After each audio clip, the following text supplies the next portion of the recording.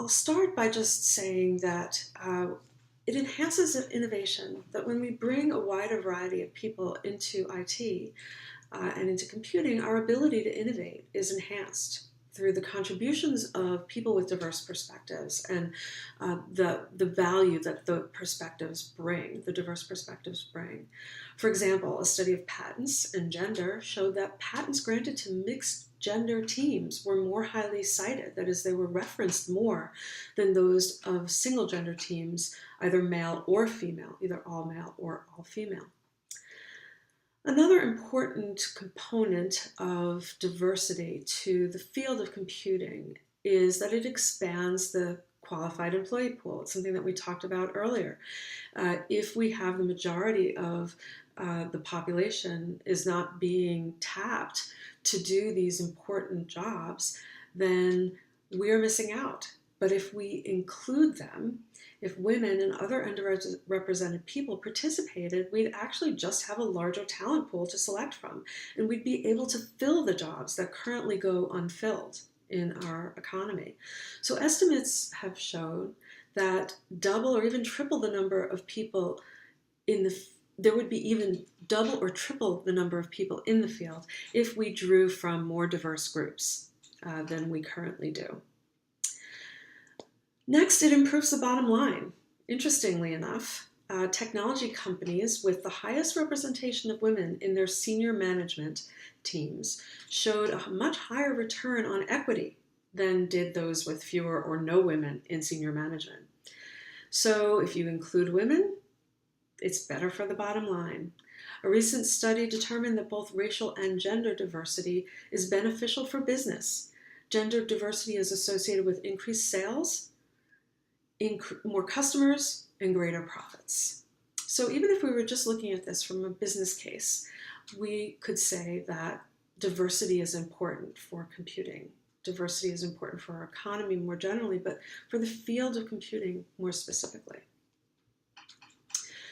It promotes equality, it promotes inclusion, because technology is playing an increasingly crucial role in the global economy, in the national economy, bringing more kinds of people into the field of technology can help break down gender and racial inequalities, economic inequalities. It can also address the salary gap between men and women. Women's economic health has been shown in hundreds of studies to affect women's health and that of their children. So when we say incorporating women and underrepresented minority groups into the field of computing, because it's such a massive proportion of our economy and such a lucrative proportion of our economy, it can have a lot of really positive knock-on effects. Also, when we think about promoting equality and inclusion, organizations should reflect or need to reflect on some level their customer base. If your user base isn't represented in your design team, how can you really expect to know what your customers want or how they'll use your product? So to have people on your team creating the technology that members of their own groups are going to be using, it makes just a lot more sense to have that reflection happening in your employee pool. Groups with greater diversity solve complex problems better and faster than homogeneous groups. It has been shown that diversity just creates better group dynamics. Group problem solving is improved. So diverse groups can fill the growing number of jobs, and they'll improve the organizations and the fields that they're involved in while they're doing it. So the other thing is that the importance of inclusion in terms of the values of our nation. We are missing out on the contributions of the diverse groups that make up our national population. And so we should think about the importance of inclusion from a national perspective as well, and from the values that we hold as a nation.